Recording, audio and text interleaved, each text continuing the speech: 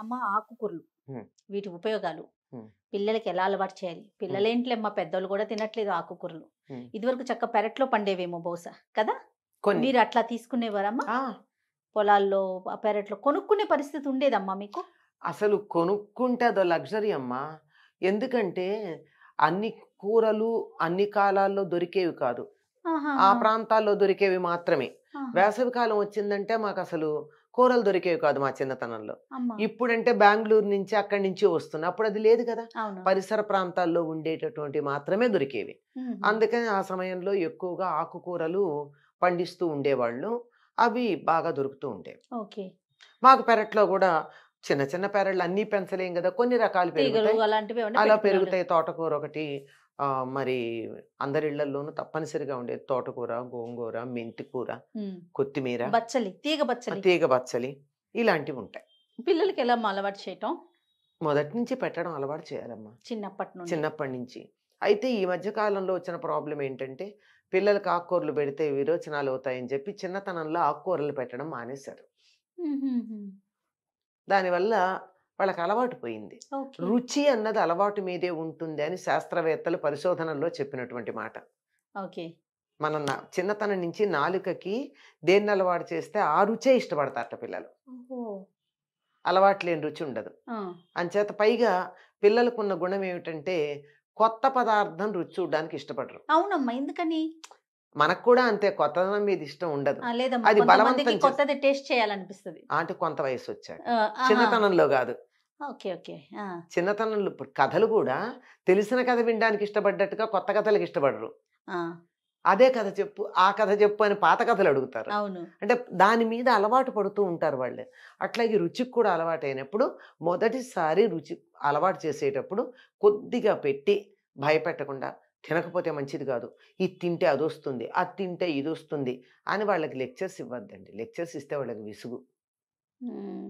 పిల్లలు విసుగు. పెద్దవాళ్ళకే విసుగు. ఇంక పిల్లలకుండదా? అంచేత వాళ్ళకేం జెప్పాలి? ఇది వెరైటీ చూడు. వెరైటీగా ఉంటుంది.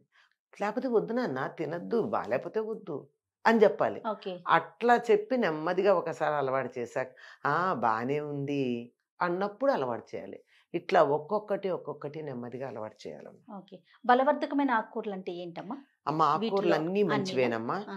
బాగా ఆహ్, శరీరానికి మంచి బలమిచ్చేది బచ్చలి కూరని చెప్తారు. ఆహా! ఒక్కొక్కసారి బచ్చలి కూర తింటే అరగని పరిస్థితి కూడా ఉంటుంది. అంత బలంగా ఉంటుందది. అవునమ్మా! హ్మ్. ఓకే. చాలా బలం బచ్చల ఆహా! కూర. ఆ! దాంట్లో చాలా పోషక విలువలున్నాయని చెప్తారు.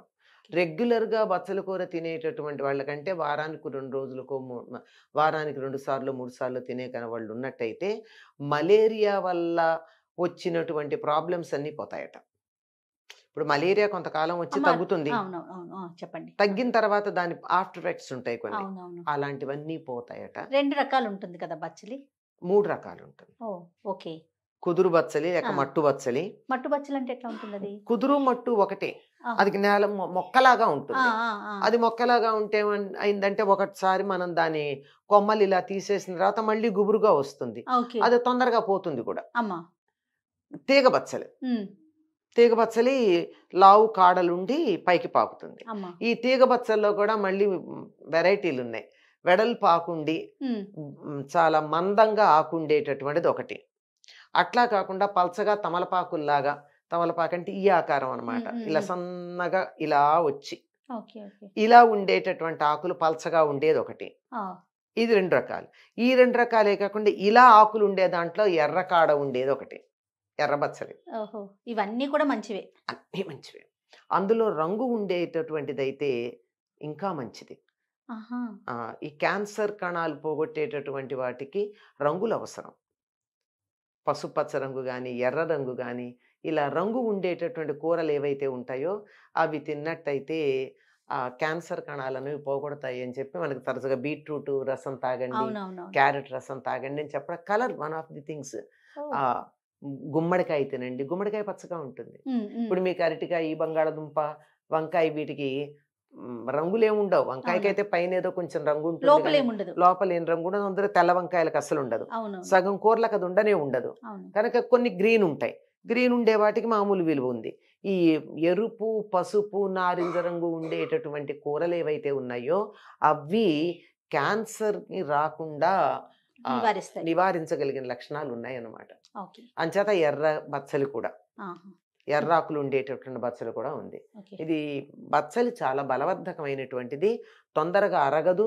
కొంచెమే తినాలని చెప్తారు. ఓకే. బచ్చలతో పాటు ఇంకేముంటుంది? ఇంకా అన్ని ఆకుకూరలు ఉన్నాయమ్మా. ఇప్పుడు పొన్నగంటి కూర తింటే మనకి కంటికి మంచిదని. కంటికి మంచిది అంటే పొన్ను అంటే బంగారం. పొన్నె కంటి అంటే బంగారం లాంటి కంటి చూపిచ్చేదని అర్థం. ఓహ్! ఆహా! Full of vitamin A. Okay. ఒకప్పుడు ఎప్పుడో ఈ పొన్నగంటాకు రసంతో బంగారం తయారు చేసే ప్రయత్నాలు చేశారట. అంత ఆహా! అంత మన శరీరానికి ఎంత బంగారం కావాలో ఆవు పాలల్లోనూ పొన్నగంటి ఆకులోనే దొరుకుతాయి. ఇంకెక్కడా దొరకవు. మన శరీరానికి కావాల్సినటువంటి already pre digested and ready to absorb ఉన్నటువంటి ఆహారం, బంగారం ఉన్న ఆహారం పొన్నగంటాకును ఈ ఆవు పాలు. ఆవు పాలు. ఓకే. ఓకే. చేత పొన్నగంటాకు కంటి చూపుకి చాలా మంచిది. ఆ! తెలివితేటలు కూడా పెరుగుతాయి. ఆ! అలాగే పాలకూర లాంటివి తిన్నట్టయితే విటమిన్ ఏ అండ్ సి ఎక్కువగా ఉంటుంది పాలకూరలో. ఆహా! ఓకే. బాలింతలకు కూడా పాలకూర పెడితే పాలు బాగా పడతాయని చెప్తారు. ఆ అవునమ్మా. పేరులోనే పాల శబ్దం ఉంది. అంతే కదా! అంతే పాలకూర. కదా. ఇంకా మనకి రెగ్యులర్ గా కనిపించే తోటకూర, గోంగూర. గోంగూర ఫుల్ ఆఫ్ ఐరన్. తోటకూర కూడా ఫుల్ ఆఫ్ ఐరన్. కావలసినంత సాధారణంగా భారతదేశంలో 100కి 50% మంది జనరల్గాను, 100కి 70% మంది ఆడవాళ్లలోనూ ఉండేటటువంటి వ్యాధి రక్తహీనత. అవును. ఈ రక్తహీనత పోవాలి అంటే తోటకూర, గోంగూర రెగ్యులర్ గా తింటూ ఉండాలి. రెగ్యులర్గా తినాలి. ఓకే. ప్రతిరోజు ఒక ఆకుకూర ఆహారంలో ఉండేట్టు చూసుకోండి. బోలెడు ఆకుకూరలు ఉన్నాయి. అవును. రోజుకొకటి చొప్పున. ఇవి ప్రధానంగా మనకి మార్కెట్లో దొరికేటటువంటి అమ్మకానికి దొరికేవి. అమ్మకానికి దొరకనటువంటి ఆకుకూరలు చాలా ఉన్నాయి కదమ్మా.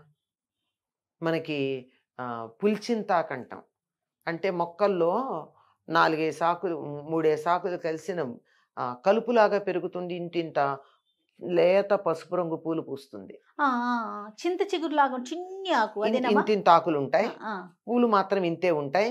ఆకు ఇలా నోట్లో వేసుకుంటే పుల్లగా ఉంటుంది. ఓకే. ఓకే. అది కూడా రెగ్యులర్గా తిన్నట్టయితే చాలా రకాల వ్యాధులు పోతాయి. రైట్. ఇది ఎక్కడ మార్కెట్లో దొరకదు. ఇలా ఆకు కోసి ఇక్కడ పెట్టామంటే కాసేపటికి వాడిపోతుంది. దాన్ని నీళ్లలోంచి ఇట్లా తీసి ఇక్కడ పెడితే ఇంత ఆకు కాస్త ఇంత అవుతుంది. రైట్. పుల్లగా ఉంటుంది. ఓకే. ఇట్లా ఇలాంటి ఉన్నాయి. వాటిని కూడా ట్రై చేయాలి. ఆ? ఇలాంటి వాటిని కూడా మనం ఇలాంటివి try- ఎక్కడ దొరుకుతాయమ్మా ఇప్పుడు మనకి? ఆ, చాలా ఏదో పొన్నెగంట కూడా చాలా తక్కువ అవును దొరుకుతుంది. దొరుకుతుంది. అవును. మనకి మాకు పల్లెటూళ్ళల్లో ఏముండేది, పొలాల గట్లమ్మటి ఉంటే వెళ్ళి తీసుకురావడమే. అవును. అయినా బాగా అందుబాటులో ఉంది గనక వాటి మీద విలువ కూడా లేదు. అంతే అంతే. ఇన్ని రకాల ఆకుకూరలు కూడా ఏ ఆకుకూరైనా దేనికి అదే. చాలా విలువైంది. ఇప్పుడు చామ దుంపలు తింటాం. అవును. చామ ఆకు తినండి, ఆ, బోల్డ్ ఉపయోగం. అమ్మా. చామాకులు చాలా ఉపయోగం. అదే విధంగా ఇంకా ఆకుకూరలు అంటే పుదీనా గురించి, కొత్తిమీర కొత్తిమీర గురించి చెప్పాల్సిందే లేదు. చాలా విశేషంగా ఉంటాయి. చిన్నప్పటి నుంచి అలవాటు అలవాటు చేయమంటారు. చెయ్యాలి. కావలసిన కాల్షియం ఉంటుంది దాంట్లో. శరీరంలో కాల్షియం తక్కువ.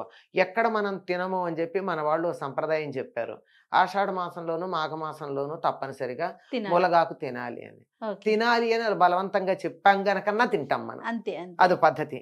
ఇట్లా ఎన్ని రకాల ఆకులంటే అసలు చెప్పడానికి వీలైన ఆకులు ఉన్నాయమ్మా మనం తినేవి. ఓకే. వీటన్నింటినీ మార్కెట్లో మనకు కొన్ని దొరుకుతాయి, కొన్ని దొరకవు. దొరికినంత వరకన్నా తింటే. దొరికినంత పాలకూర తినచ్చు, అవును. చుక్క కూర తినచ్చు, అవునమ్మా. మెంతి కూర తినచ్చు. అంతే. ఇవన్నీ తినచ్చు కదా. అవును. ఇవన్నీ కూడా మనం చక్కగా వాడుకోవచ్చమ్మా. సంతోషం అమ్మా. నమస్తే.